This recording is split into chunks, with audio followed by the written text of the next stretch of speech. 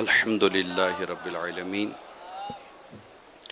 والصلاة والسلام على سید المرسلین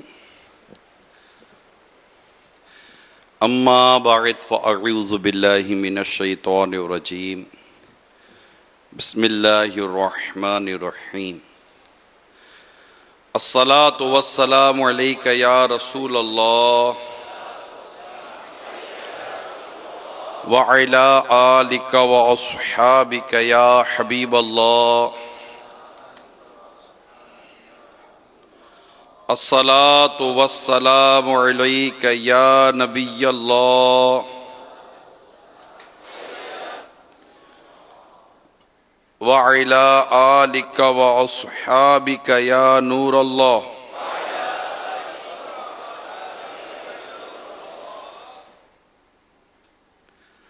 فرمان مصطفیٰ صلی اللہ تعالی علیہ وآلہ وسلم ہے، تم اپنی مجلسوں کو مجھ پر درود پڑھ کر آراستہ کرو، تمہارا درود پڑھنا قیامت کے روز تمہارے لیے نور ہوگا۔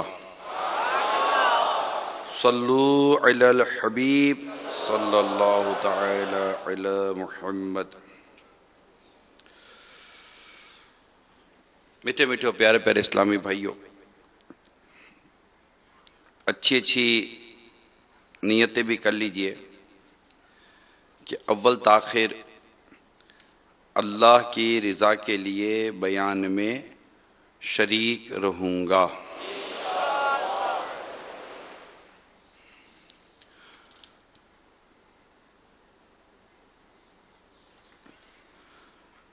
آج دعوت اسلامی کے عالمی مدنی مرکز فیضان مدینہ باب المدینہ کراچی میں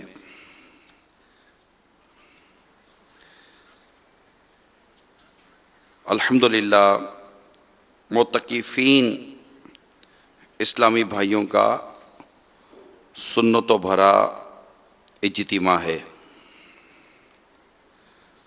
اور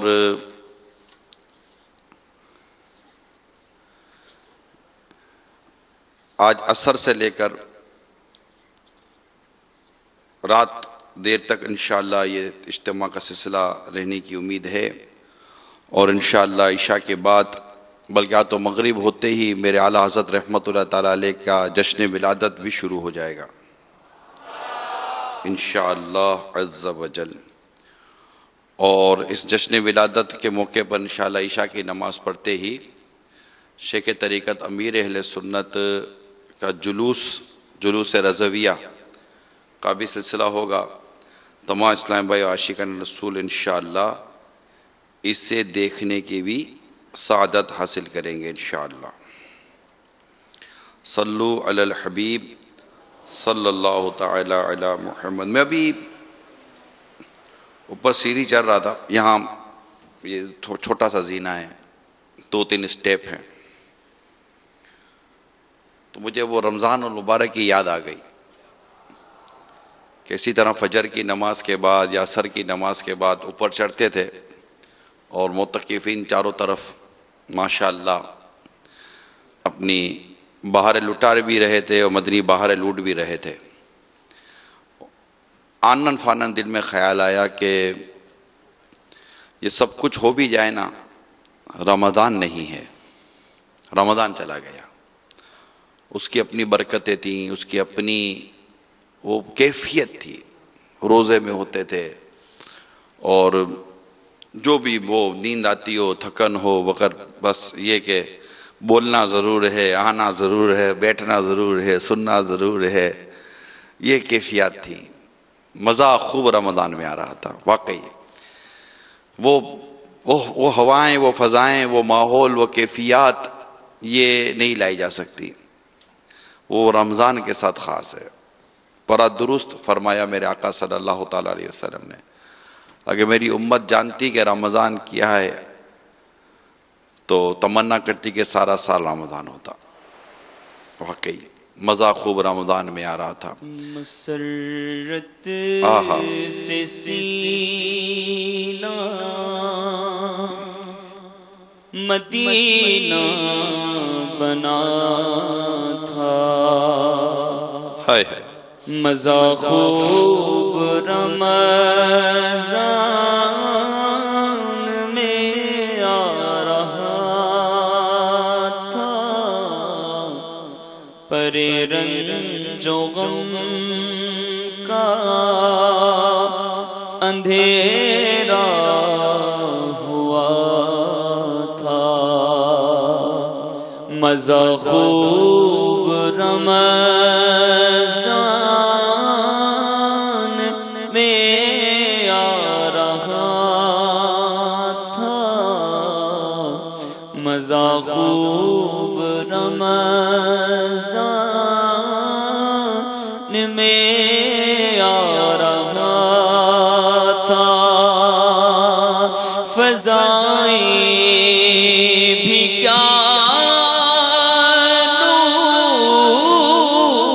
نور برسا رہی تھی،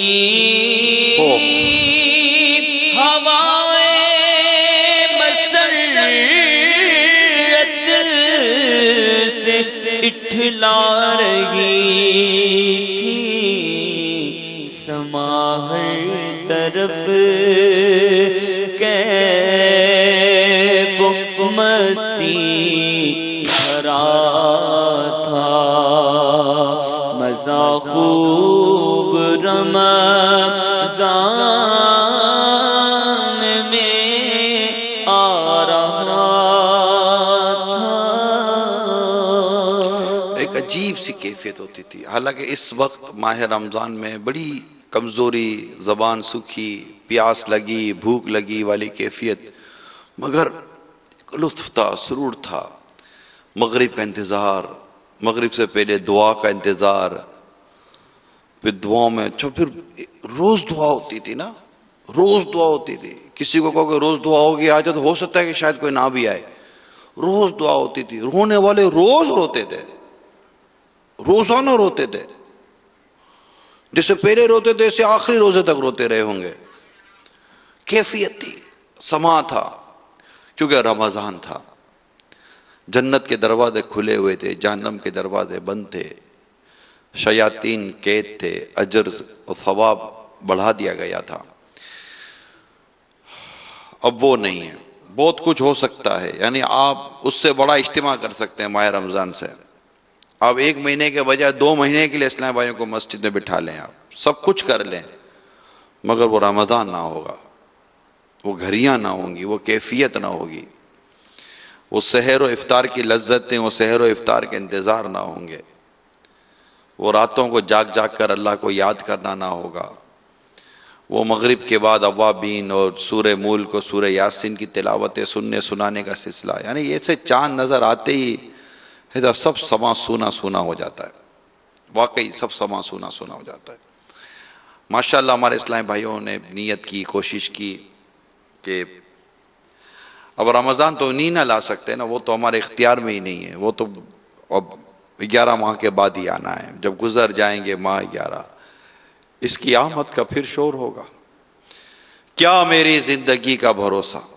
ہماری زندگی کا کوئی بھروسہ نہیں ہے، ہم جئیں نہ جئیں، آئے دن موت ہوتی ہیں، آئے دن میتیں اٹھتی ہیں، جوان بھی جا رہے ہیں، بچے بھی جا رہے ہیں، بوڑھے بھی جا رہے ہیں، تو وہ پتہ نہیں کہ آتے سال ہم ہوتے نہیں، رمضان نے آنا ہے، تو اب رمضان تو کیا لائیں گے ہم، آ ہی نہیں سکتا، یہ وہ ایک نظام ہے اللہ تعالیٰ نے جو بنایا ہوا ہے، لیکن معتکفین کو لانے کا ذہن بنا کے چلیں، معتکفین آئیں، ان کو لایا جائے، ان کو دوبارہ دعوت دی جائے، پکارا جائے تو یہ لبیک کے کر آ جائیں گے، اور ماشاءاللہ آ بھی گئے ہیں اور اللہ کی رحمت سے آ بھی رہے ہیں، اور صرف باب المدینہ ہی میں نہیں ہے، الحمدللہ ملک و بیرون ملک بھی کوشش کی گئی ہے مختلف مقامات پر معتکفین کو جمع کرنے کی۔ یہ خیر خواہی امت ہے، میٹھے پیالے سے، یہ خیر خواہی امت کا جذبہ ہے کہ مطلب کون کس کو بلاتا ہے، کون کس کو پکارتا ہے۔ اگر ملازم بھی چلا جائے تو سیٹ بھی بولتا ہے جانے دے، دوسرا لے لیں گے، مگر اللہ نے دعوت اسلامی والوں پر اتنا خاص کرم کیا ہے کہ کیوں جائیں، یہ ہمارے معتکفین اسلام میں کیوں جائیں، ان کو دوبارہ بلاؤ، ان کو جمع کرو۔ اچھا پھر ہر کوئی فیضان مدینہ میں معتکف نہیں تھا، 12 کم و بیش 1200 مقامات پہ تو باب المدینہ میں آخری عشرے کا اعتکاف ہوا ہے، تو ان سب کو جمع کرنے کا ذہن تھا۔ اب ان تک جانا، دعوت دینا، لانا، کوئی ہاں کوئی نہ۔ ماہ رمضان میں تو سب ہاں ہی ہاں تھا، ایک طرح سے دیکھا جائے، ایک جنرل بات کر رہا ہوں، لیکن رمضان کے جانے کے بعد تو کئیوں کی ہاں نہ میں بدل جاتی ہے، کئیوں کی چستیاں سستیوں میں بدل جاتی ہیں، نہ وہ تلاوت قرآن کریم، نہ وہ نمازیں، نہ عبادتیں، مساجد خالی خالی، سب سما واقعی سونا سونا ہو جاتا ہے۔ مساجد جو درد مند اسلامی بھائی ہیں، اسلامی بہنوں کو تو نہ سمجھ پڑے اس کی نا، ان کو تھوڑی مساجد میں آنا ہے، لیکن گھر میں بھی اجاڑ سا آپ کو لگے گا۔ آج اگر غور کرے، تھوڑا سا پیچھے چلی جائیں اسلامی بہنیں بھی، اور سوچیں کہ اس ٹائم پر ان کی تیزی کیا ہوتی تھی، الگ روزہ ہوتا تھا پھر بھی تیزی ہوتی تھی، یہ پکانا ہے، وہ پکانا ہے، یہ لانا ہے، وہ لانا ہے، تو یہ لے لو، وہ لے لو، تو یہ شربت، تو وہ پانی، تو یہ تلی ہوئی چیزیں، تو وہ پکی ہوئی چیزیں، اور وہ عصر بھی پڑھنی ہے، تو مغرب بھی پڑھنی ہے، تو تراویح بھی پڑھنی ہے، سب ختم ہو گیا، سب ختم۔ ہاں شش عید کے روزے الحمدللہ ہیں، 6 روزے ماہ شوال المکرم میں رکھیں، اور رمضان شریف کے روزے رکھے، اور 6 شوال المکرم کے روزے رکھے، سال بھر کے روزوں کا ثواب ہے الحمدللہ۔ تو یہ ہے، لیکن ظاہر ہے کہ وہ ایک اپنی کیفیت ہے، نفلی روزے اپنی جگہ پر اہمیت رکھتے ہیں، لیکن فرض تو فرض ہوتے ہیں۔ اللہ تعالی ہمیں ماہ رمضان کی محبت عطا فرمائے۔ ماہ رمضان چلا گیا، اس کے چلے جانے کا جو افسوس ہمارے دل میں ہونا چاہیے، یقیناً وہ ہونا ہی چاہیے، اور وہ رہنا بھی چاہیے۔ اللہ تعالی ہم سب کو عمل کرنے کی توفیق عطا فرمائے۔ صلو علی الحبیب صلی اللہ تعالی علی محمد۔ میرے میٹھے میٹھے اور پیارے پیارے اسلامی بھائیوں اور مدنی چینل کے ناظرین،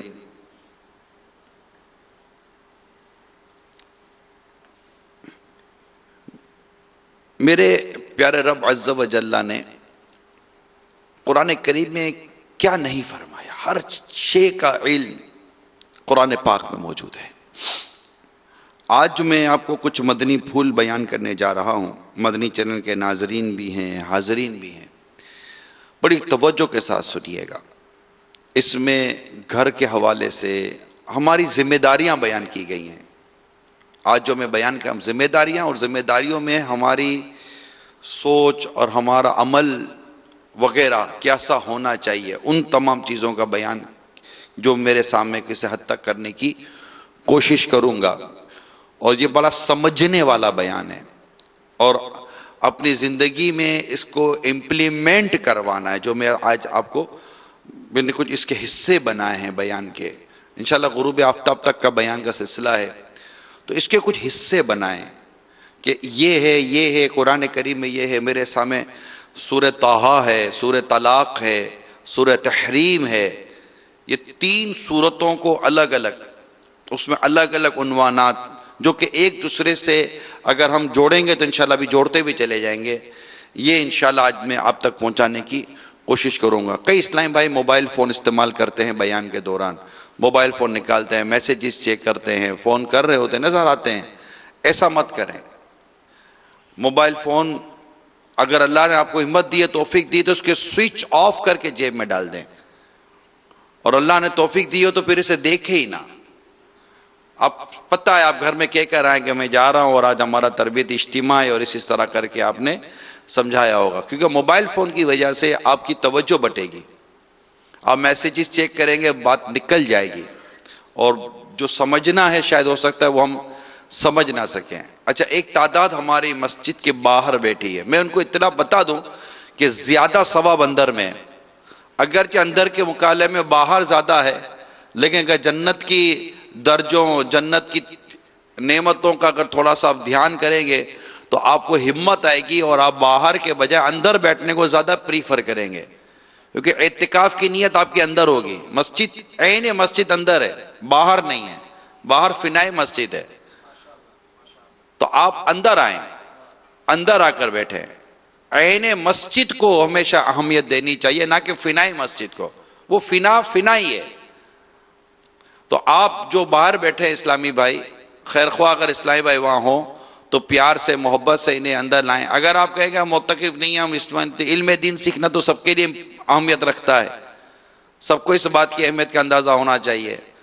تو باہر اندر آئے، فیضان مدینہ کے عین مسجد میں بیٹھے، تصور کریں انشاءاللہ جنت کی ٹھنڈی ٹھنڈی ہواؤں کے جھونکے ملیں گے انشاءاللہ، اور جنت کے میوے چننے کا اچھے انداز سے موقع ملے گا. علم دین حاصل کرنا یہ جنت کے میوے چننا ہے. تو میں انشاءاللہ قرآن کریم کے حوالے سے کچھ عرض کروں گا. قرآن کریم کے آیات، ترجمہ، تفسیر کے حوالے سے میں آپ کو کچھ عرض کرنے کی کوشش کروں گا. صلو علی الحبیب.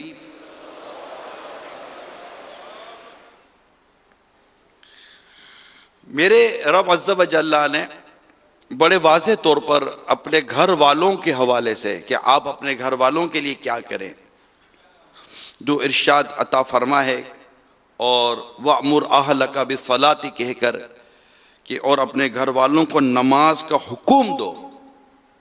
اپنے گھر والوں کو نماز کا حکم دو اور خود بھی نماز پڑھتے رہو، خود بھی نماز پر ڈٹے رہو. اپنے گھر والوں کو نماز کا حکم دو اور خود بھی نماز پر ڈٹے رہو. ہم تجھ سے کوئی رزق نہیں مانگتے. کیا فرمایا؟ ہم تجھ سے کوئی رزق نہیں مانگتے. لا نسألک رزقا، ہم تجھ سے کوئی رزق نہیں مانگتے. فرمایا آگے نحن، ہم تجھ سے کوئی رزق نہیں مانگتے بلکہ ہم تجھے روزی دیں گے. ہم تجھے روزی دیں گے. والعاقبۃ للتقوی، اور اچھا انجام پرہیزگاری کے لیے ہے. اتنی خوبصورت طریقے سے ہمارا ایک زبردست ہمیں درس دیا جا رہا ہے سورہ طٰہٰ کی آیت نمبر 132 میں. اور اپنے گھر والوں کو نماز کا حکم دو اور خود بھی نماز پر ڈٹے رہو. ہم تجھ سے کوئی رزق نہیں مانگتے بلکہ ہم تجھے روزی دیں گے اور اچھا انجام پرہیزگاری کے لیے ہے. یہاں جو فرمایا اپنے گھر والوں کو نماز کا حکم دو، ارشاد فرمائے پیارے حبیب صلی اللہ تعالی علیہ وسلم، جس طرح ہم نے آپ کو نماز ادا کرنے کا حکم دیا اسی طرح آپ بھی اپنے گھر والوں کو نماز پڑھنے کا حکم دیں اور خود بھی نماز ادا کرنے پر ثابت قدم رہیں. یہ آیا اس آیت کریمہ کے اس حصے کا ایک واضح طور پر اس کی تفسیر. اب حدیث سنیے، اس آیت کریمہ کے تحت ایک حدیث سنیے کہ حضرت ابو سعید خدری رضی اللہ تعالی عنہ فرماتے جب یہ آیت کریمہ نازل ہوئی، عمل دیکھیے، ہمارے آقا صلی اللہ تعالی علیہ وسلم کو یہ ارشاد ہوا. ٹھیک ہے، اسی طرح کئی آپ کو قرآن کریم کی آیات ملیں گی کہ جس کے بعد صحابہ کرام کا عمل ہوتا تھا. ہم بھی آیت سنتے ہیں، ہم بھی روایت سنتے ہیں، ہم عمل نہیں کرتے. یہاں یہ جو قرآن کریم کی جب یہ آیت نازل ہوئی تو حضرت ابو سعید خدری رضی اللہ تعالی عنہ فرماتے ہیں کہ جب یہ آیت کریمہ نازل ہوئی تو نبی کریم صلی اللہ تعالی علیہ وآلہ وسلم 8 ماہ تک، کتنے؟ 8 ماہ تک، 8 منتھ حضرت مولا علی کرم اللہ تعالی وجہ الکریم کے دروازے پر صبح کی نماز کے وقت تشریف لاتے رہے. 8 ماہ تک. اور فرماتے رہے الصلاۃ رحمکم اللہ، الصلاۃ رحمکم اللہ. پھر وہ جو قرآن کریم کی آیت ہے انما یرید اللہ، جو اہل بیت کی شان میں نازل ہوئی ہے، پھر وہ آیت کریمہ اب تلاوت کیا کرتے تھے. تو یہ میرے آقا صلی اللہ تعالی علیہ وسلم کو جب یہ آیت کریمہ آپ پر نازل ہوئی تو آپ کا یہ عمل رہا. تو اب یوں تو یہ عمل آقا صلی اللہ تعالی علیہ وسلم کا بیان ہوا، مگر مفسرین فرماتے ہیں کہ اس خطاب میں حضور اکرم صلی اللہ تعالی علیہ وآلہ وسلم کی امت بھی داخل ہے. کس خطاب میں؟ اس خطاب میں. اور اپنے گھر والوں کو نماز کا حکم دو اور خود بھی نماز پر ڈٹے رہو. یعنی یہ جو آیت کریمہ نازل ہوئی اس خطاب میں پیارے محبوب کریم صلی اللہ تعالی علیہ وسلم کی امت بھی داخل ہے. اور آپ کے ہر امتی کو بھی یہ حکم ہے کہ وہ اپنے گھر والوں کو نماز ادا کرنے کا حکم دے اور خود بھی نماز ادا کرنے پر ثابت قدم رہے.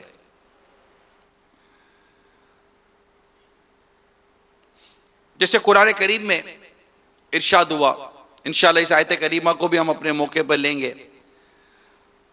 تو اب یہ جو قرآن کریم کا جو حکم آیا اور پھر سورہ تحریم کی جو آیت نمبر 6 میں ارشاد آیا، یا ایھا الذین آمنوا قوا انفسکم واہلیکم نار وقودھا الناس والحجارہ، اے ایمان والو اپنی جانوں اور اپنے گھر والوں کو اس آگ سے بچاؤ جس کا ایندھن آدمی اور پتھر ہے. یعنی یہ دونوں آیت کریمہ کو اگر آپ سامنے رکھتے ہیں، سورہ طٰہٰ کی آیت نمبر 132 اور سورہ تحریم کی آیت نمبر 6، ان دونوں کو جب سامنے رکھے تو ایک کیسی ذمہ داری ہمارے اندر پیدا کی جا رہی ہے.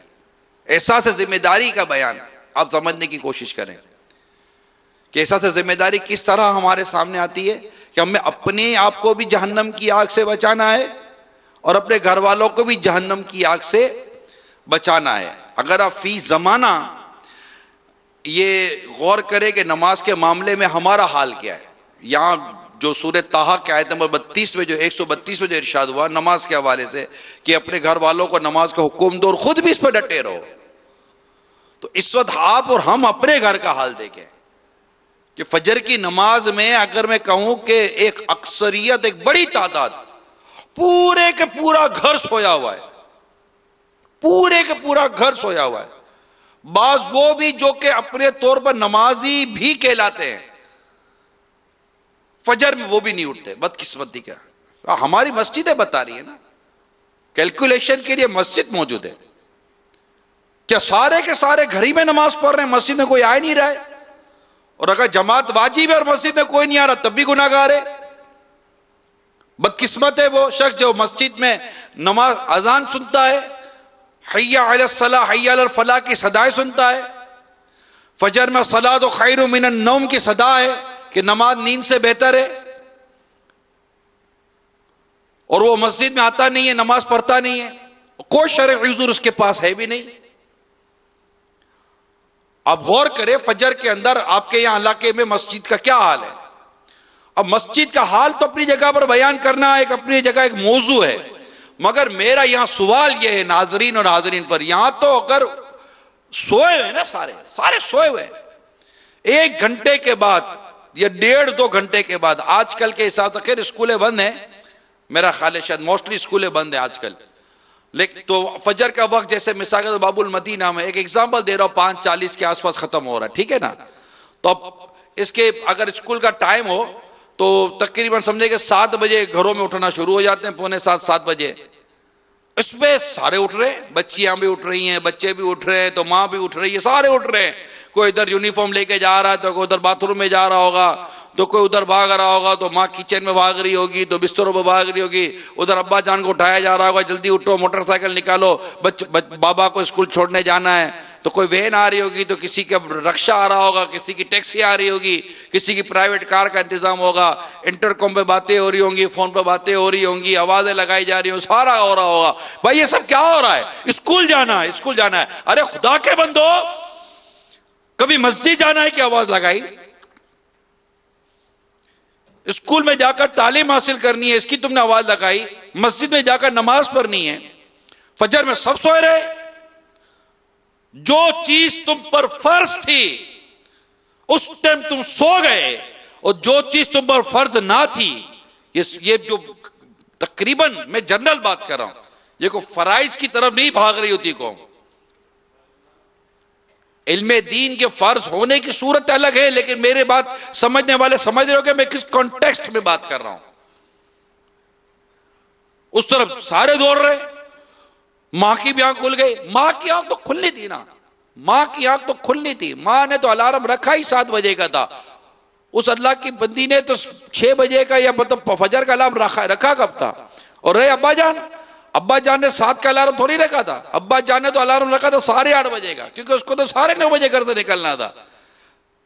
آپ کے ہمارے گھروں کی اکثریت غالباً اگر میں غلطی نہیں کر رہا تو الارم فجر کا سیٹ کر کے سوئی کب ہے کہ وہ فجر میں اپنے بچوں کو اور اپنے گھر والوں کو وہ جگائیں گے؟ کون جگاتا ہے یہاں پر؟ پر بدقسمتی کے ساتھ اس طرح کی چیزوں کی پرواہ پڑی کس کو ہے؟ اللہ کریم نے واضح طور پر فرمایا نا کہ اپنے اور اپنے گھر والوں کی جانوں کو اس آگ سے بچاؤ جس کا ایندھن آدمی اور پتھر ہیں. مسلمانوں کا کام ہے کہ اپنے گھر والوں کو اس آگ سے بچائیں اور قرآن کریم کے اس حکم کو سمجھنے کی کوشش کریں جو اللہ تبارک و تعالیٰ نے سورہ تحریم میں ارشاد فرمایا. سورہ طٰہٰ میں جیسے میں نے آپ کو بھی بیان کیا، اور نبی پاک صلی اللہ تعالیٰ علیہ وسلم 8 ماہ تک مولا علی کے گھر پر تشریف لے جاتے رہے. آج ہم میں سے ہمارے ابا جان کو پوچھو کیا آپ جاتے بچوں کو اٹھاتے؟ کیا شوہر اپنی بیوی کو اٹھاتا ہے؟ کیا اس طرح کا معاملہ ہو رہا ہے؟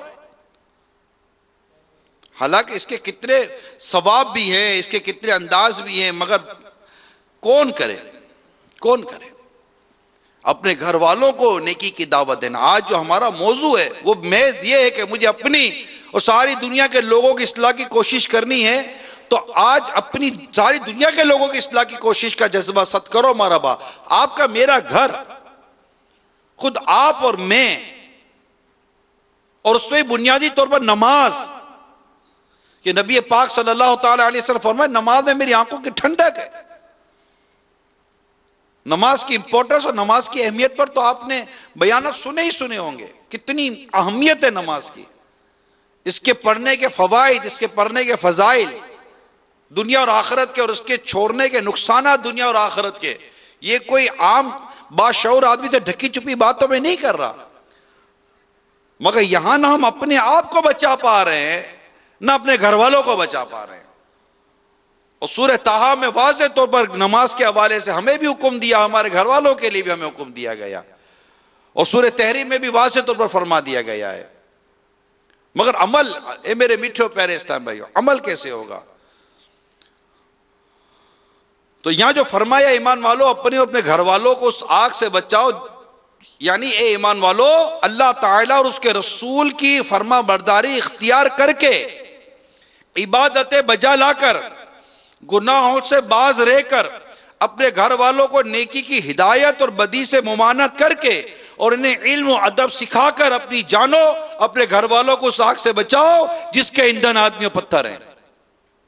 کتنے واضح طور پر ارشاد فرما دیا قرآن کریم کی تفسیر کے اندر. اللہ اور اس کے رسول کی فرما برداری اختیار کر کے، عبادتیں بجا لا کر، گناہوں سے باز رہ کر، اپنے گھر والوں کو نیکی کی ہدایت اور بدی سے منع کر کے، انہیں علم ادب سکھا کر اپنی جان، اپنے گھر والوں کی جانوں کو بچا اس آگ سے جس کا ایندھن آدمی پتھر ہے. کیا ہم اپنے گھر والوں کو عبادت کروا رہے، علم دین سکھا رہے، علم و ادب کی باتیں سکھا رہے؟ کانٹا پکڑنا تم نے سکھا دیا، چاقو پکڑنا تم نے سکھا دیا، لیکن قرآن کو کیسے پکڑتے کبھی سکھایا؟ اپنے انگلش ڈاکیومنٹس پڑھنے سکھا دیے، قرآن کی تلاوت کیسے کرتے کبھی سکھایا؟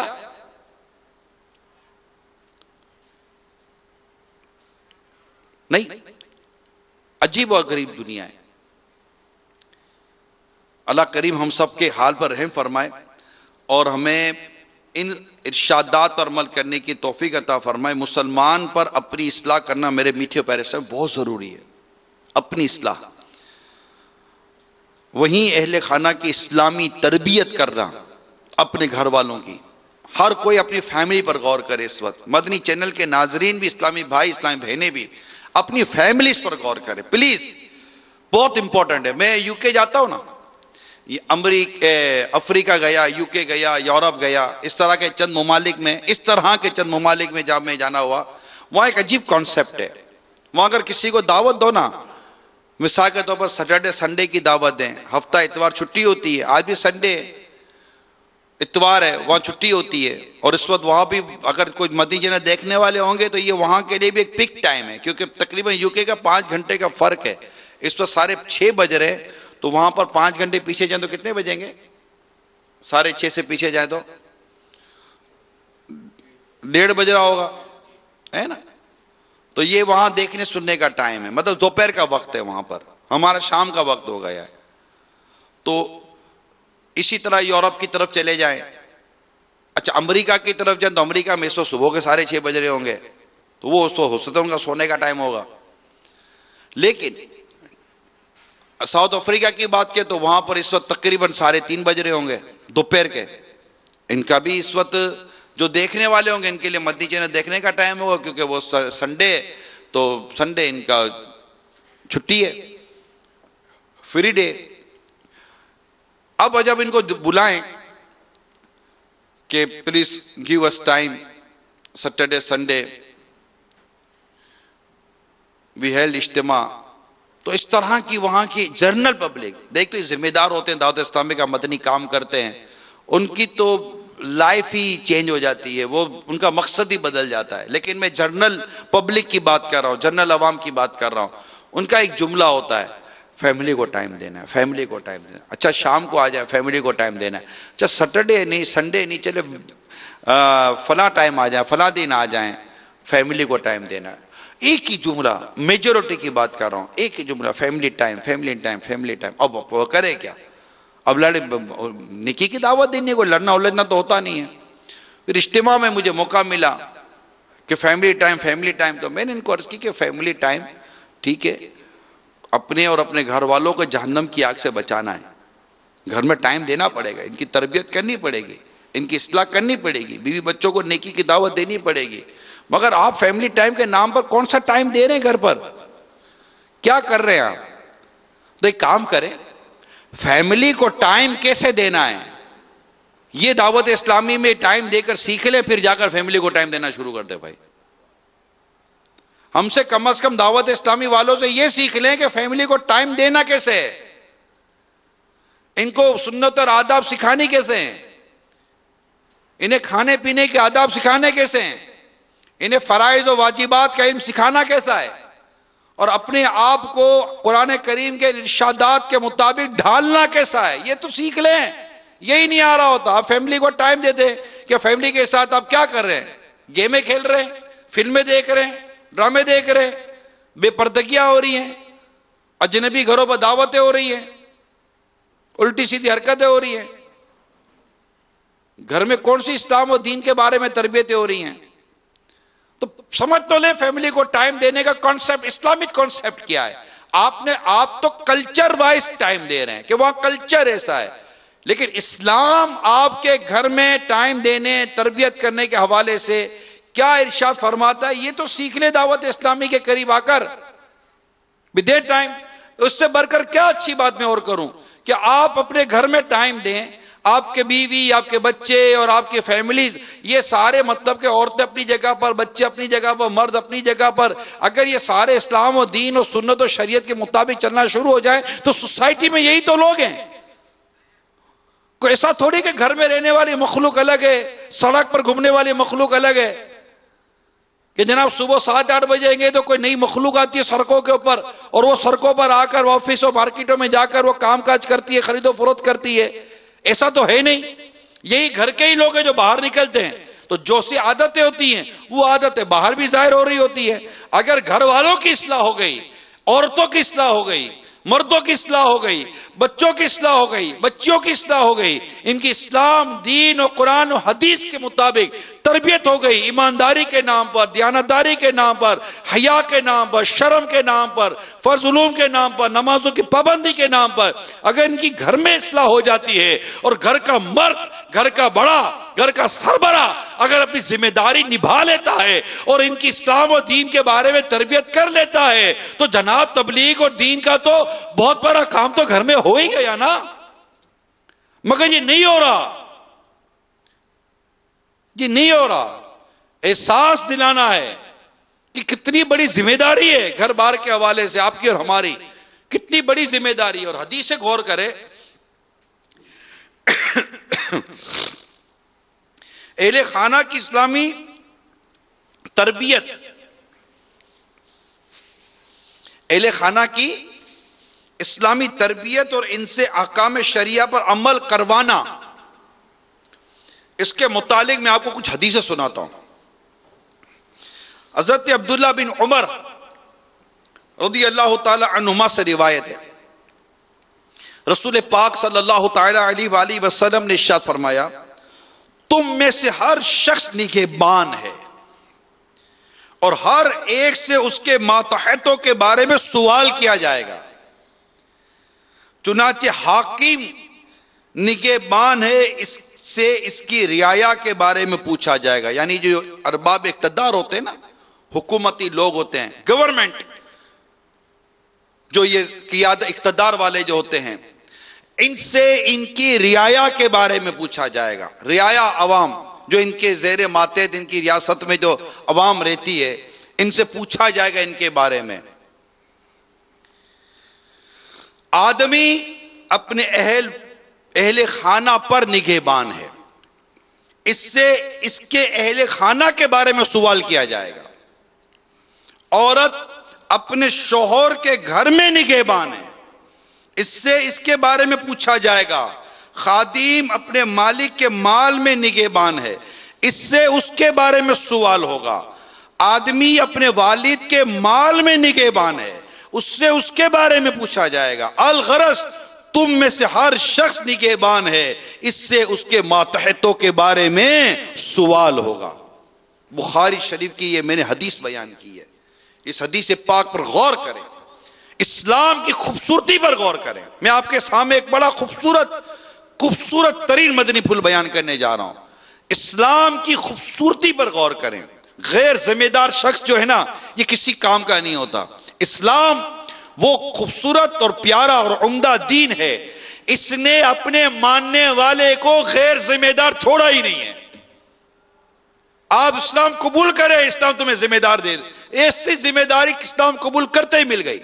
اولاد کے لیے، بیوی کے لیے، باپ کے لیے، ماں کے لیے، شوہر کے لیے، گھر کے بڑے کے لیے، خادم کے لیے، سب کے لیے جو بڑے ہوتے حاکم ہوتے ہیں، ان کو بھی ذمہ داری بنا دیا کہ رعایا کے لیے ہر ایک کو ذمہ دار بنا دیا۔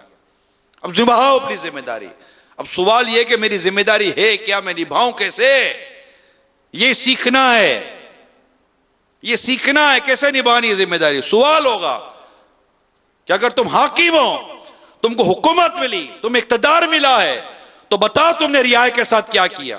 ایسے تھوڑی عمر بن عبدالعزیز رضی اللہ تعالی عنہ راتوں کو رویا کرتے تھے، دن بھر لرزا کرتے تھے کہ مجھ پر اتنے غریب اور مساکین اور اتنے لوگوں کا بوجھ ہے، اگر مجھ سے قیامت کے روز ان کے بارے میں پوچھا گیا تو میں کیا جواب دوں گا۔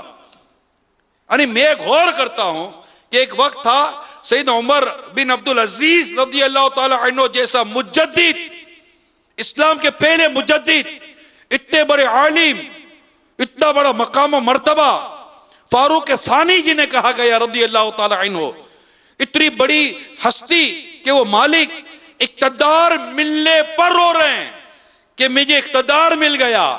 اور کہاں آج پرفتن دور کہ اگر کسی کو اقتدار نہ ملے، کسی کو منصب نہ ملے تو اقتدار اور منصب نہ ملنے پر روتا ہے۔ وہ کوشش کرے کہ ہمارے پاس منصب نہ آئے، یا کوشش کی جائے کہ میرے پاس منصب آئے۔ وہ کسی اور کو منصب دینے کو تیار، یہ سب سے منصب چھیننے کو تیار۔ شرم نبی، خوف خدا، یہ بھی نہیں وہ بھی نہیں۔ پوچھ گچھ، پرسش، اکاؤنٹیبلٹی کا خوف،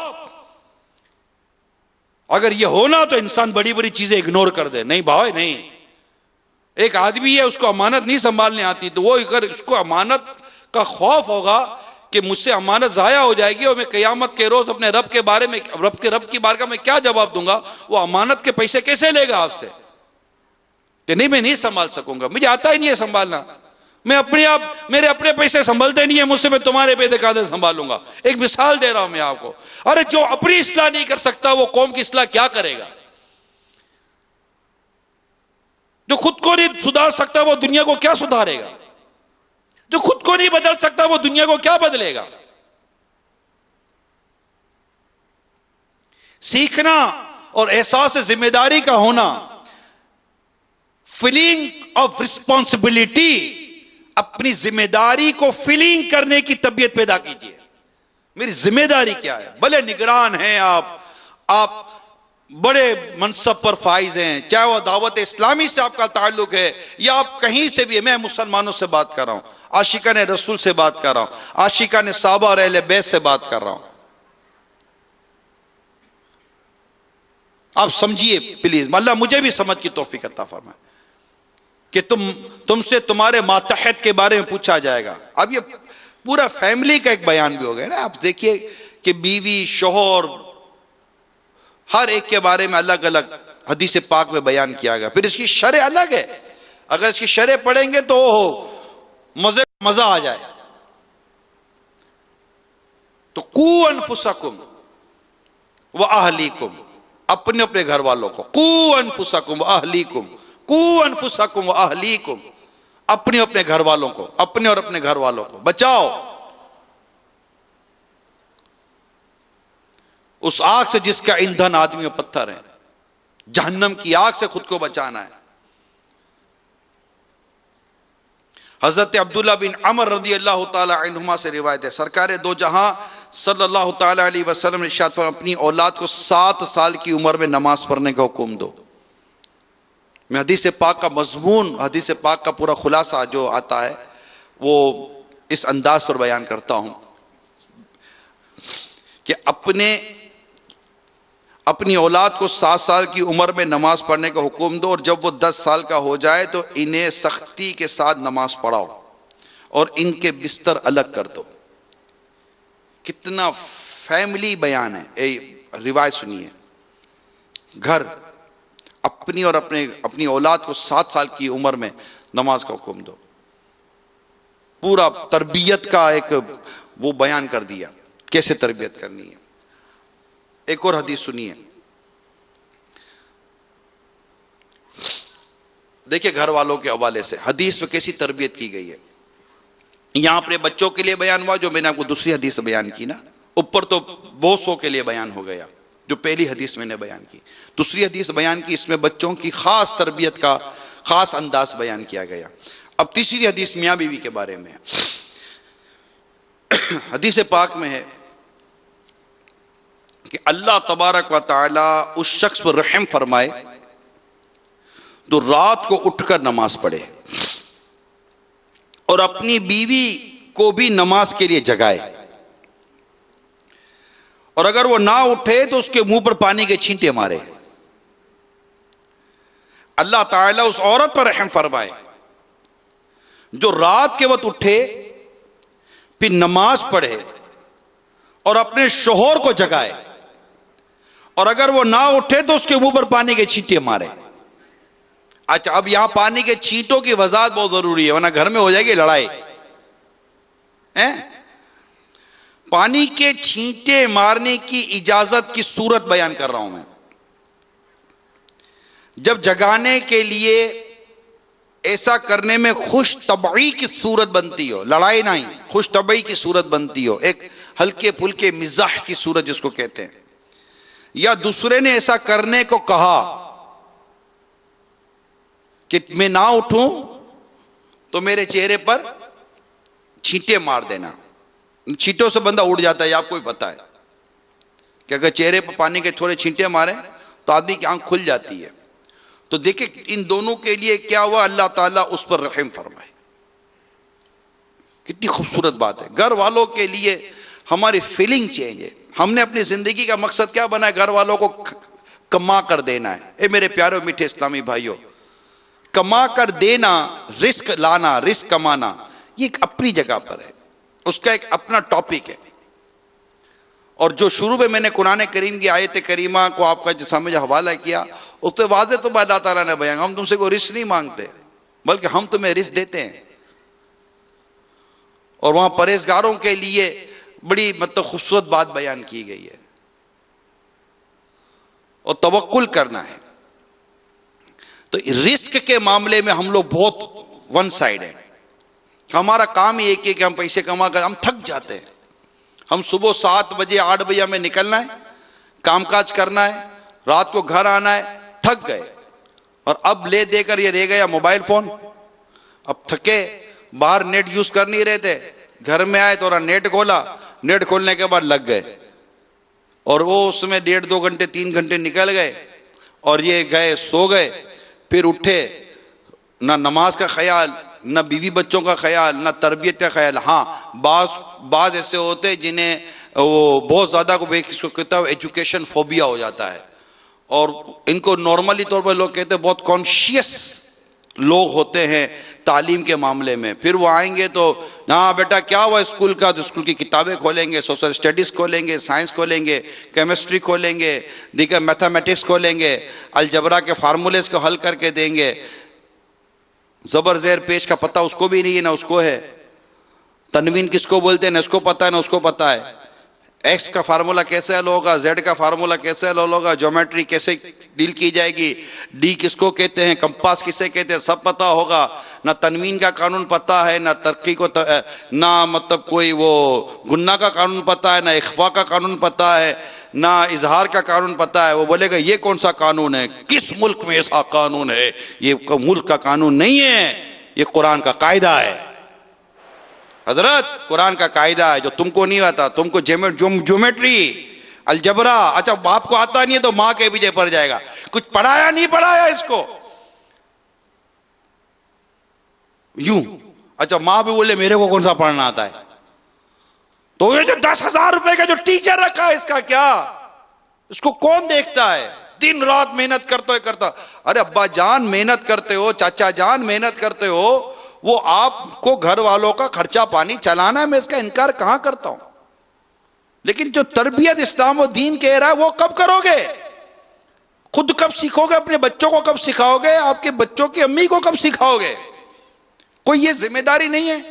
2 سال 4 سال 10 سال تک ملک سے باہر پڑے ہوئے ہیں، اولاد کی تربیت، بیوی کی تربیت، گھر والوں کی تربیت کوئی خیال نہیں ہے۔ یہ 12 ماہ کا مدنی قافلے میں چلا، وہاں بیوی بچوں کو چھوڑ کر تبلیغ کے لیے چلا گیا، نیکی کی دعوت کے لیے چلا گیا۔ وہ جو تمہارا جو بڑا بیٹا تھا اپنے بیوی بچوں کو چھوڑ کر جو 2 سال سے یورپ میں بیٹھا ہوا، یہ خیال نہ آیا؟ پیسے کمانے گیا ہے، پیسے کمانے، وہ جنت کمانے گیا ہے، جنت کمانے، تبلیغ کرنے گیا ہے، اسلام و دین کی خدمت کرنے گیا ہے۔ پرورٹی تبدیل ہو چکی ہے، ہماری پرورٹیز تبدیل ہو چکی ہے۔ آفس پر نہ جاؤ افسوس، مسجد میں نہ گئے کوئی افسوس نہیں، اسکول کا ہوم ورک نہیں ہوا افسوس، قرآن کریم کا سبق یاد نہیں ہے کوئی افسوس نہیں، انگلش اسکول کا ٹیوٹر 10,000 روپے مانگے، اگرچہ تھوڑا بہت 19-20 ہوگا مزاج کا مگر دینا پڑے گا، اور قرآن پڑھانے والا 500 روپے بھی زیادہ مانگے، ارے مولانا صاحب آپ کو اس چیز کی کیا پرواہ، آپ تو اللہ والے ہو، اور یہ بہت اللہ والا ہے، اس کا بیٹا جب بیمار ہوگا تو اس کو مٹی کھلا دے گا، اس کا بچہ جب بیمار ہوگا تو اس کو کچھ اور چیزیں کھلا دے گا، میڈیکل والا اس کو تھوڑی سستی دوائی دے دے گا، ڈاکٹر بولے گا آپ تو اللہ والے ہو، آپ سے کیا فیس لینی ہے، ان کا سارا کام فری ہوگا، دودھ والا بولے گا آپ تو اللہ والے ہو، آپ سے کیا 2 لیٹر کے پیسے لینے ہیں، یہی ہوگا۔ کیوں؟ یہ مولانا پیسے مانگے تو یہ اس کو ٹھڑکا دو گے، حالانکہ وہ قرآن پڑھا رہا ہے تمہارے بچوں کو، حدیث پڑھا رہا ہے تمہارے بچوں کو، اسلام و دین پڑھا رہا ہے تمہارے بچوں کو، تم ابھی سے اپنے بچوں کے ذہن میں یہ بات فیٹ کر رہے ہو، جو دین پڑھا رہا ہے اس کی پوزیشن 500 روپے کی ہے، اور جو تمہیں انگلش پڑھا رہا ہے اس کی پوزیشن 5,000 روپے کی ہے۔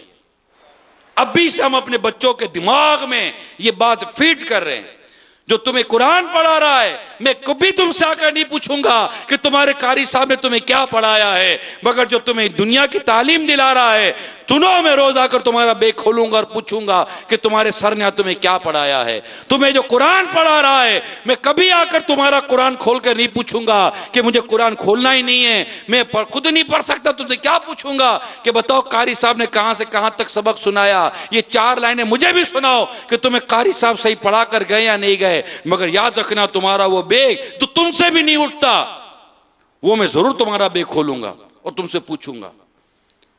میں قاری صاحب سے 1 مہینہ نہیں 2 مہینے تک نہیں ملوں گا، اس کو پیچھے سے پیسے 500,000 روپے مل جائیں گے، مگر ٹیوشن والے سے تو میں روزانہ ٹائم لوں گا، سر آج میں تھوڑا جلدی آ جاؤں گا، مجھے آپ سے ایک بات کرنی ہے، بچے کے ایگزامینیشن سر پر ہیں، ان کی تیاری کیسے جا رہی ہے۔ میرے پیارے و میٹھے اسلامی بھائی، تھوڑا سا میری بات کو ایک درد رکھے ہوئے دل کے ساتھ سننے کی کوشش کیجئے گا. میں کوئی ایسا مطلب کوئی بے مقصد کرٹیسائز نہیں کر رہا ہوں. یہ انجسٹیفیکیشن کلچر ہم نے کریٹ کیا ہوا ہے، اور یہ فیڈنگ ہمارے ذہنوں کے اندر ہے. یہ مدرسۃ المدینہ مدنی منوں کے ہمارے ننھے مدنی منع یہ 4-4 6-6 8-8 گھنٹے پڑھ کر گھر جاتے ہیں. کتنوں کو پرواہ ہے؟ اور اسکول کے بچے جاتے تو کتنوں کو پرواہ ہے؟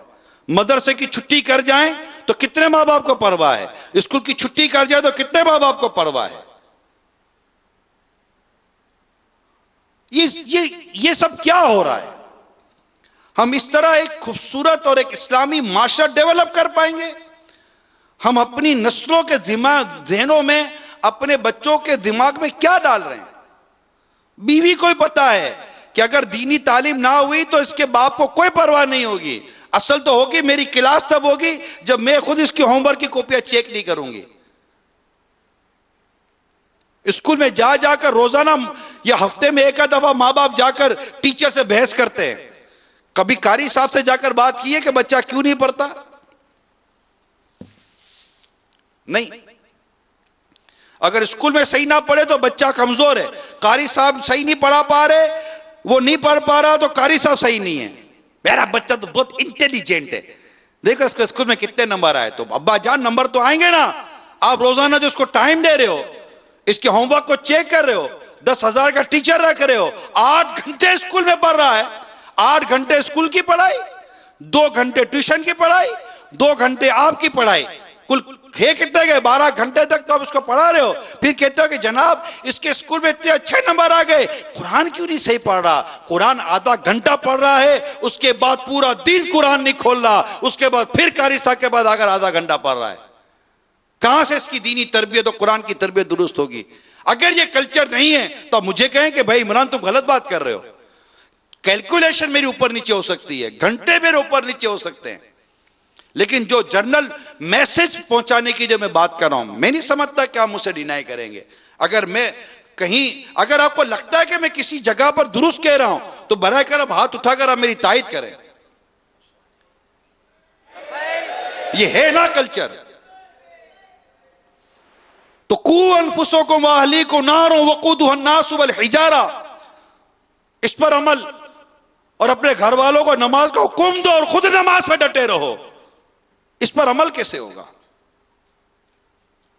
اور جہنم کی آگ سے کیسے بچائیں گے ہمیں اصل میں دنیا کی تعلیم نہ ملنے پر دنیا میں پریشانی کا خوف ہے، لیکن ہمیں اسلام و دین کی تعلیم نہ ہونے، گناہوں میں ڈوبے رہنے کی وجہ سے اللہ ناراض ہو گئے، اس کے حبیب روٹھ گئے اور جہنم میں ڈال دیا گیا. جہنم کو خوف نہیں ہے، اصل تو وہ ڈر و خوف ہے جو دنیا کی محبت ہم پر غالب لا رہا ہے کہ نہیں پڑھیں گے تو رہ جائیں گے. میں کہتا ہوں نیکی نہیں کریں گے تو رہ جائیں گے، پرہیزگاری نہیں کریں گے تو رہ جائیں گے. بڑے واضح طور پر تو میں نے میرے پیارے میٹھے اسلامی بھائیوں آپ کو رب کائنات کا اتنا خوبصورت سا پیغام بیان کرنے کی کوشش کی ہے کہ جس کے آخر میں اللہ کریم نے کتنا پیارا ارشاد فرمایا، ہم تجھ سے کوئی رزق نہیں مانگتے بلکہ ہم تجھے روزی دیں گے، اور اچھا انجام پرہیزگاری کے لیے ہے. اس پر آپ غور کریں کہ قرآن کریم میں جو آیا ہم تجھ سے کوئی رزق نہیں مانگتے، ارشاد فرمایا ہم تجھ سے کوئی رزق نہیں مانگتے، اور اس بات کا پابند نہیں کرتے کہ ہماری مخلوق کو روزی دے یا اپنے نفس اور اپنے اہل کی روزی کی ذمہ داری ہو، بلکہ ہم تجھے روزی دیں گے اور انہیں بھی تو روزی کے غم میں نہ پڑ، بلکہ اپنے دل کو امر آخرت کے لیے فارغ رکھ کہ جو کچھ اللہ تعالیٰ کے کام میں ہوتا ہے اللہ تعالیٰ اس کی کارسازی کرتا ہے. یعنی جو اللہ تعالیٰ کے کام میں لگتا ہے، اس کے دین کے کام میں لگ جاتا ہے، اللہ تعالیٰ اس کی کارسازی فرماتا ہے، اس کی مدد فرماتا ہے، اور آخرت کا انجام پرہیزگاری اختیار کرنے والوں کے لیے ہے. اس آیت سے معلوم ہوا کہ بندہ اس بات کا پابند ہے کہ وہ اللہ تعالیٰ کی عبادت کرے. کسی کو روزی دینا اس کے ذمہ نہیں، بلکہ سب کو روزی دینے والا اللہ ہی ہے. یہ بات اللہ نصیب کرے ہم سمجھ جائیں اس کو. ہم نے خود کو گویا کہ ایک طرح سمجھا رہا ہوں، ہم اپنے آپ کو کچھ اور سمجھتے ہیں. میرے پیارے صاحب، ہم رزاق نہیں ہیں، ہم عبد الرزاق ہیں. رزق دینے والا اللہ ہے، واللہ خیر الرازقین. ہم نے ایک ٹارگٹ بنا لیا کہ اس کو یہ پڑھاؤ تو اس کو روزی ملے گی، اس کو یہ کر تو روزی ملے گی، ہم یہ کریں گے تو روزی ملے گی. میں تھک کے بالکل ٹوٹ جاؤں گا یہ روزی کمانا. اس سے یہ میری بات سے یہ کوئی مطلب نہ لے کہ یہاں کو یہ مراد ہے کہ جناب روزی کمانا نہیں ہے. یہاں روزی کمانا، کاروبار کرنے، دنیا بنانے کے چکر میں جو ہم آخرت کو فراموش کر رہے ہیں، میں یہ آپ کو عرض کرنا چاہ رہا ہوں. توکل کا درس ہمیں دیا جا رہا ہے. اب غور کریں کہ عبادت کی اہمیت کو، کہ اللہ کریم فرماتا ہے وَمَا خَلَقْتُ الْجِنَّ وَالْإِنسَ إِلَّا لِيَعْبُدُونِ. میں نے جن اور آدمی اس لیے بنائے کہ میری عبادت کریں. تو کمائی کرنا اپنی جگہ پر ہے کہ اس کا وہ بھی قرآن و حدیث میں اس کے احکامات اور اس کے متعلق رہنمائی موجود ہے. مقصد یہ ہے کہ بندہ کمائی میں آخرت سے غافل نہ ہو. ہماری جو تعلیم کا جو معاملہ ہے نا، اس کے پیچھے بھی عبادت کے ساتھ، شاید آپ میری بات کو ڈینائی نہ کریں، ہماری جو تعلیم ہے نا، اس کے پیچھے بھی اصل تو وہ روزگار ہے. یہ پڑھ تو تجھے یہ روزی ملے گی، یہ پڑھ تو تجھے یہ جاب ملے گی، یہ پڑھ تو تجھے یہ پروفیشن ملے گا. جب بندہ میٹرک کر کے آگے فارغ ہوتا ہے تو وہ غور کرتا ہے کیا پڑھوں، کہ خدمت دین کے لیے یہ سوچ رہا ہے، یہ لوگوں کی خدمت کے لیے نہیں. یہ پوچھتا ہے یہ فوکس کیا کرتا ہے، فیچر کہاں ہے.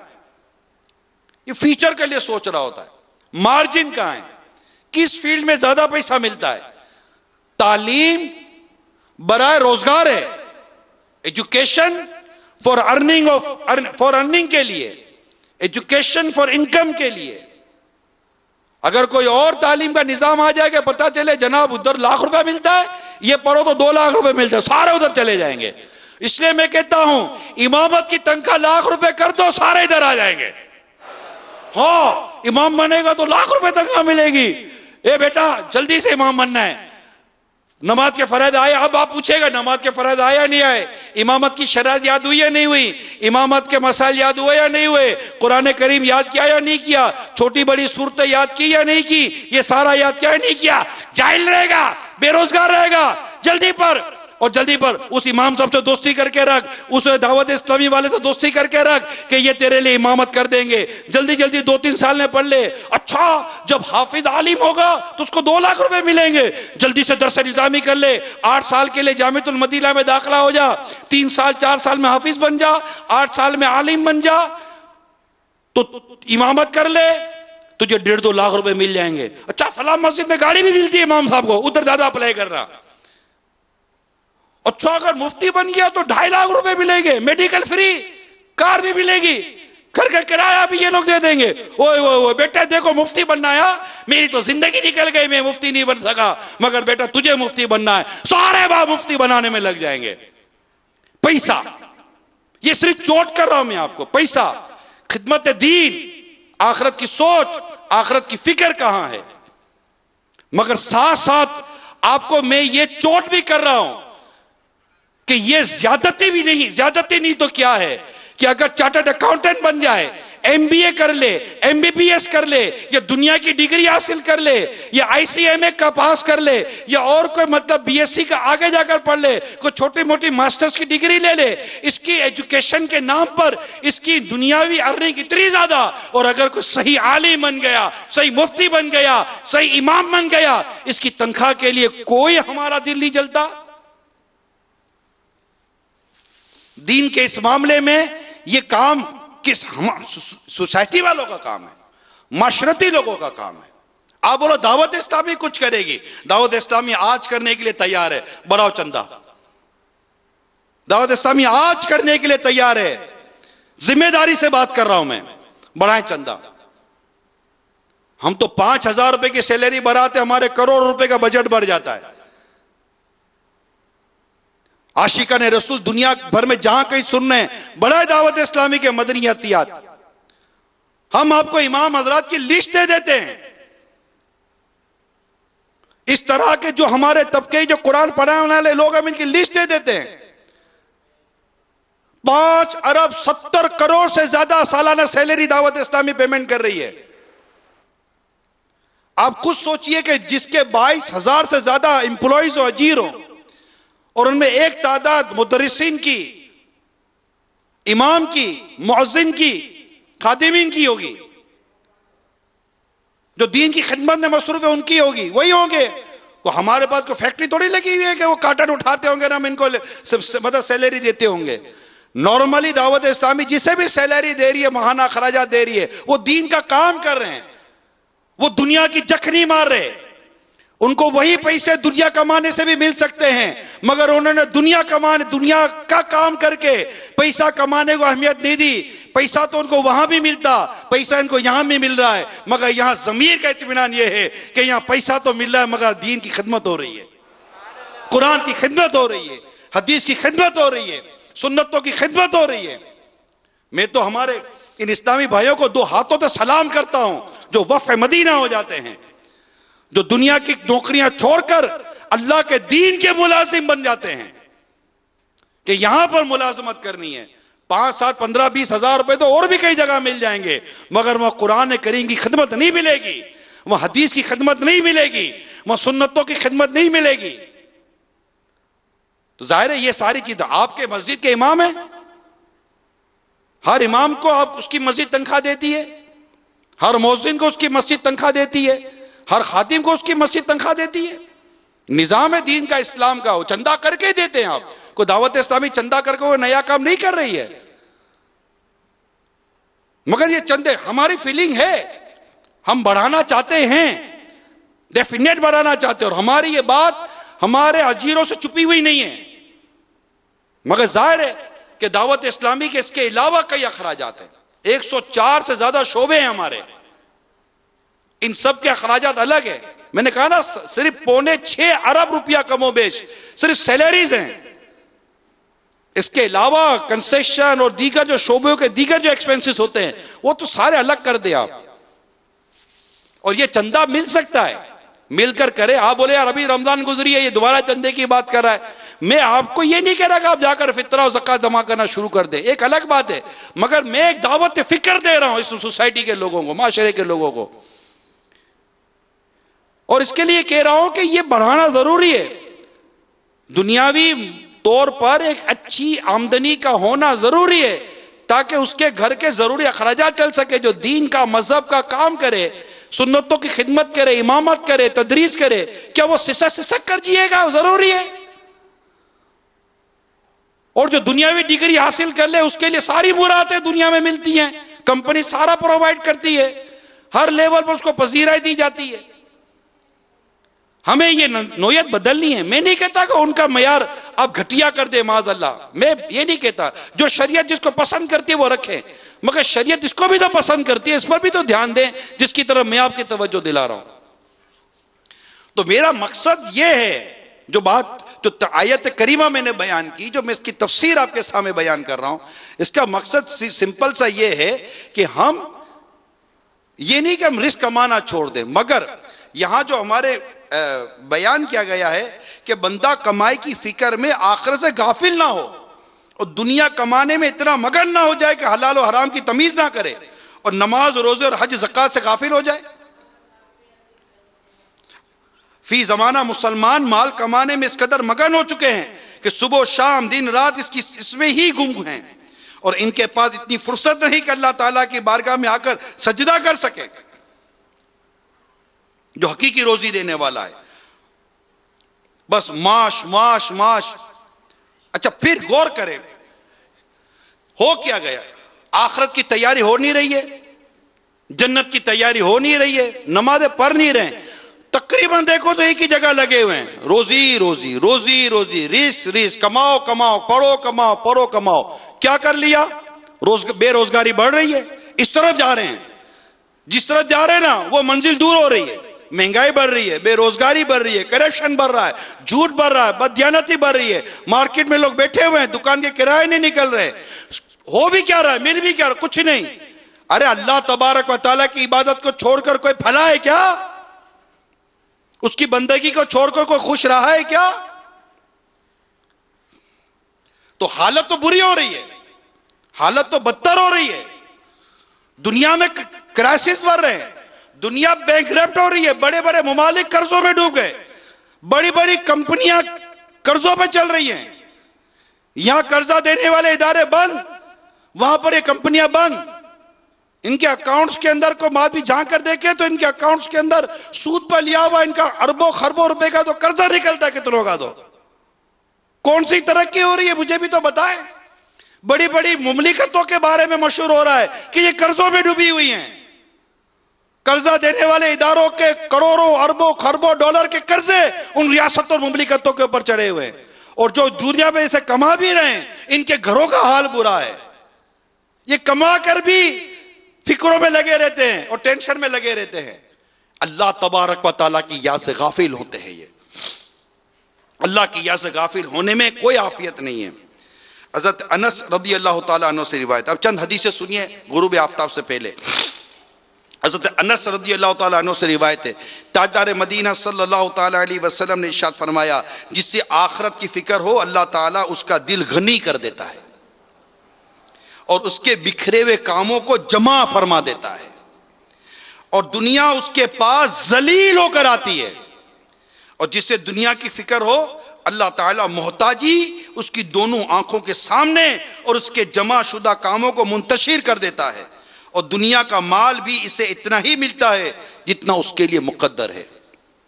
حضرت عبداللہ بن مسعود رضی اللہ تعالی عنہ سے روایت ہے، نبی کریم صلی اللہ تعالی علیہ وآلہ وسلم نے ارشاد فرمایا، جو شخص تمام فکروں کو چھوڑ کر ایک چیز یعنی آخرت کی فکر سے تعلق رکھے، اللہ تعالیٰ اس کے تمام دنیاوی کام اپنے ذمے لے گیا. اور جو دنیاوی فکروں میں مبتلا رہے گا تو اللہ تعالیٰ کو کچھ پرواہ نہیں، خواہ وہ کہیں بھی مرے. حضرت ابو ہریرہ رضی اللہ تعالیٰ عنہ سے روایت ہے، رسول کریم صلی اللہ تعالیٰ علیہ وسلم نے ارشاد فرمایا، اللہ کریم ارشاد فرماتا ہے، اے انسان تو میری عبادت کے لیے فارغ ہو جا، میں تیرا سینہ غنا سے بھر دوں گا، تیری محتاجی کا دروازہ بند کر دوں گا، اور اگر تو ایسا نہ کرے گا تو تیرے دونوں ہاتھ مشاغل یعنی کام کاج سے بھر دوں گا اور تیری محتاجی کا دروازہ بند نہ کروں گا. تو یہ تین حدیثیں توجہ ہماری لیں، بہت اچھا، اللہ کرے لے لیں اور ہم اس پر توجہ کریں.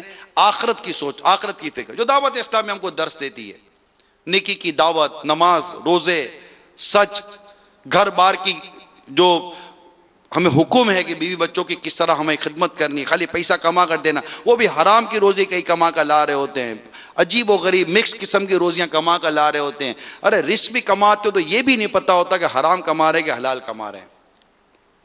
نیکی سے یہ یاد رکھیے کہ نیکی یہ رزق کے دروازے کھولنے کا ایک اہم ذریعہ ہے. اس آیت کریمہ میں جو بیان ہوا نا، جو تقوی کی بات، اس میں یہ اشارہ موجود ہے کہ اس آیت سے اشارہ بھی معلوم ہوتا ہے کہ نیک اعمال سے روزی کے دروازے کھلتے ہیں. جی ہاں، تقوی اختیار کرے، پرہیزگاری اختیار کرے تو اس سے اللہ تعالیٰ رزق دیتا ہے. آپ اس پر غور کریں کہ جب بندہ نیکی کرتا ہے، پرہیزگاری اختیار کرتا ہے اور اللہ کو یاد کرتا ہے تو اس کی مشکلات بھی آسان ہو جاتی ہے اور اس کے معاملات بھی درست ہو جاتے ہیں. میں آپ کو سورہ طلاق، کیونکہ ٹائم کم ہے میں تفصیل میں نہیں جا رہا ابھی، سورہ طلاق کی آیت نمبر 2 میں ایک شان نزول بیان کیا گیا ہے تفسیر صراط الجنان میں کہ حضرت عوف بن مالک رضی اللہ تعالی عنہ کے نزدیک حضرت عوف بن مالک رضی اللہ تعالی عنہ کے بیٹے کو مشرکین نے قید کر لیا. تو آپ پیارے آقا صلی اللہ تعالی علیہ وسلم کی خدمت میں حاضر ہوئے اور عرض کی کہ میرا بیٹا مشرکین نے قید کر لیا ہے، اور اس کے ساتھ انہوں نے اس کے ساتھ کہ بیٹے کو قید کر لیا ہے، اس کے ساتھ اپنی محتاجی اور ناداری جو غربت تھی اس کا بھی انہوں نے بیان کیا. پیارے آقا صلی اللہ تعالی علیہ وسلم نے فرمایا اللہ تعالیٰ کا ڈر رکھو، تقوی، اور صبر کرو. کتنی بڑی نیکی ہے. اور کثرت سے لا حول ولا قوت الا باللہ العلی العظیم پڑھتے رہو. حضرت عوف رضی اللہ تعالی عنہ نے گھر آ کر اپنی زوجہ سے کہا اور دونوں نے یہ وظیفہ پڑھنا شروع کر دیا. ابھی وہ پڑھ ہی رہے تھے کہ بیٹے نے دروازہ کھٹکھٹا دیا. یوں کہ دشمن غافل ہو گیا تھا. اب یہ اس کی برکت دیکھیے، اللہ سے ڈر، صبر اور لا حول شریف جو آقا نے ارشاد فرمایا اس کو انہوں نے پڑھنا شروع کیا. اس کی برکت دیکھیے کہ دشمن وہاں غافل ہو گیا اور یہ موقع پا کر کیس سے نکل آئے, اور ایک روایت کے مطابق چلتے ہوئے دشمن کے 100 اونٹ اور ایک روایت کے مطابق 4000 بکریاں بھی ساتھ لے آئے. حضرت عوف رضی اللہ تعالیٰ عنہ نے بارگاہ رسالت میں حاضر ہو کر دریافت کیا کہ یہ اونٹ یا بکریاں ان کے لیے حلال ہیں یا نہیں. میرے آقا نے ارشاد فرمایا, ان کو استعمال کی اجازت عطا فرما دی. اس پر قرآن کریم کی آیت کریمہ یہ نازل ہوئی کہ اللہ تبارک و تعالیٰ نے یہاں تقوی کا بیان کیا, وَمَن يَتَّقِ اللَّهَ يَجْعَلْ لَهُ مَخْرَجًا, اور جو اللہ سے ڈرے اللہ اس کے لیے نکلنے کا راستہ بنا دے گا. غور کریں میرے میٹھے و پیارے اسلامی بھائیوں, تقوی, پرہیزگاری. آیت کے حصے کے بارے میں حضرت ابو ذر رضی اللہ تعالیٰ عنہ سے روایت ہے, نبی پاک صلی اللہ تعالیٰ علیہ وسلم نے ارشاد فرمایا, میں ایک آیت جانتا ہوں اگر تمام لوگ اس پر عمل کریں تو وہ ان کے لیے کافی ہے. صحابہ کرام نے عرض کی, یا رسول اللہ صلی اللہ تعالیٰ علیہ وسلم وہ کون سی آیت ہے؟ ارشاد فرمایا, وَمَن يَتَّقِ اللَّهَ يَجْعَلْ لَهُ مَخْرَجًا, اور جو اللہ سے ڈرے اللہ اس کے لیے نکلنے کا راستہ بنا دے گا. تو میرے میٹھے میٹھے پیارے پیارے اسلامی بھائیوں اور مدنی چینل کے ناظرین, اللہ تعالی ہم سب کو ان باتوں پر عمل کرنے کی توفیق عطا فرمائے. اپنے رب پر بھروسہ کریں, توکل اختیار کریں, اور اللہ ہے جو رزق دینے والا ہے. ہم آخرت کی تیاری, ہم آخرت کی فکر پیدا کریں, آخرت کی سوچ پیدا کریں. ہم اپنے آپ کو گھلا چکے دنیا کی محبت میں, دنیا کے مال میں, دنیا کی دولت کمانے میں. یقین مانیے تقریباً آپ کو لوگ یہی ملیں گے. اگر کوئی بیچارہ جا کر نماز پڑھ بھی لیتا ہے, اس اللہ کرم پر میں اس بیچارے کو نماز پڑھنے نہیں آتی. عجیب حالت ہے. علم دین سیکھنا, درس نظامی کر کے چلو عالم بن جائیں, یا کورسز کر لیں, فرض علوم سیکھ لیں, نمازیں سیکھ لیں, عبادت سیکھ لیں, ہفتہ وار اجتماع کے پابند ہو جائیں, مدنی مذاکرے کے پابند ہو جائیں, ہمارے علاقے میں مدرسۃ المدینہ بالغان کے پابند بن جائیں تاکہ قرآن درست پڑھنا آ جائے, دیگر فرائض و واجبات کی ادائیگی میں ہمارے لیے آسانیاں ہو جائیں. نہیں ہے, ایسا نہیں ہو رہا. ہمیں اپنے آپ کو آخرت کے لیے تیار کرنا ہے. میرے میٹھے پیارے اسلامی بھائیوں, آخرت کی تیاری. اللہ تعالیٰ دنیا کے اسباب اپنے کرم سے ہمیں کر دے گا. یقین مانیے, غیب سے راستے کھولتا ہے, ایسی جگہ سے ہمیں رزق دیتا ہے جہاں ہمارا گمان بھی نہیں جاتا. ہم اس پر توکل کریں, اس پر بھروسہ کریں. حضرت عمر فاروق اعظم رضی اللہ تعالیٰ عنہ سے روایت ہے, رسول کریم صلی اللہ تعالیٰ علیہ وسلم نے ارشاد فرمایا, اگر تم اللہ تعالیٰ پر اس طرح توکل کرو جس طرح توکل کرنے کا حق ہے, تو تمہیں اس طرح رزق دیا جائے گا جس طرح پرندوں کو رزق دیا جاتا ہے. وہ صبح کو بھوکے نکلتے ہیں اور شام کو پیٹ بھر کر آتے ہیں. اسی طرح ایک اور حدیث میں سرکار صلی اللہ تعالی علیہ وسلم نے فرمایا, جو شخص فاقے میں مبتلا ہو اور وہ لوگوں کے سامنے اپنا فاقہ, جو بھوک وجہ جو فاقے بھوک وغیرہ کی جو کیفیت ہوتی ہے, فاقے کو بیان کرے, لوگوں کے سامنے فاقے کو بیان کرے, تو اللہ تعالیٰ اس کے فاقے کو دور نہیں کرتا. اور جس شخص کو فاقہ ہو اور وہ اللہ تعالیٰ کی بارگاہ میں عرض کرے تو اللہ تعالیٰ اسے جلد وفات دے کر یا دیر سے رزق عطا فرما کر بے نیاز کر دیتا ہے. اللہ کریم ہمیں توکل کرنے کی توفیق عطا فرمائے. اور ان مدنی پھول جو میں نے آپ کے سامنے بیان کیے, میں نے آپ کے سامنے سورہ طلاق کی آیت نمبر 2 اور 3, سورہ طٰہٰ کی آیت نمبر 132 اور سورہ تحریم کی آیت نمبر 6, یہ صراط الجنان سے بہت سارا مواد نکال کر, تفسیر صراط الجنان سے, یہ میں نے آپ کے سامنے بیان کیا ہے. آپ چاہیں تو اس تفسیر کو دوبارہ ملاحظہ فرما لیں اور وہاں جا کر ایک بار پھر, یہ بیان ایک بار ہو گیا, پھر جا کر دیکھیں کہ رزق کے معاملے میں, توکل کے معاملے میں, آخرت کی سوچ کے معاملے میں, آخرت کی تیاری کے معاملے میں, اپنے گھر والوں کی اصلاح کے معاملے میں ہمیں اللہ اس کے پیارے حبیب صلی اللہ علیہ وسلم کا کیا درس ہے, کیا بیان ہے. کوشش کریں میرے میٹھے پیارے اسلامی بھائیوں, اور اس پر اترے. اپنے گھر والوں کو لائیں, اپنے گھر والوں کو اجتماعات میں بھیجیں, اپنے بچوں کو دعوت اسلامی کے اداروں میں داخل کرائیں. ایک ہر گھر میں عالم اور حافظ کی کوشش ہو. اسلامی بہنیں فرض علوم کریں, نماز کورس کریں, نیکی کے اور دیگر کورسز سے دعوت اسلامی کی وہ کروائیں, ان کے اجتماعات میں شرکت کرائیں. اپنی بچیوں کو دعوت اسلامی کے قریب کریں, اپنے بچوں کو دعوت اسلامی کے قریب. آپ کوشش کریں, اللہ کریم ہے, اس نے اگر آپ ہمارے بچوں کے مقدر میں نیکی کا راستہ لکھا ہے تو انشاءاللہ ملے گا، ورنہ ہمارا تو ثواب کھڑا نا، ہم سے تو پوچھا جائے گا نا، ہم سے تو سوال کیا جائے گا. ہم مقدور بر کوشش تو کریں کہ میں نے اے رب کریم میں نے کوشش کی، اور ہماری وہ کوشش ہمارے رب کی بارگاہ میں قبول ہو جائے. اس کے لیے ہمیں دعوت اسلامی کے مدنی ماحول سے چپک جانا پڑے گا، چمٹ جانا پڑے گا. یہ آنا جانا نہیں ہے، چمٹ جائے، مدنی کام کرے. اللہ کا جذبہ بڑھتا ہے، جذبہ بڑھتا ہے.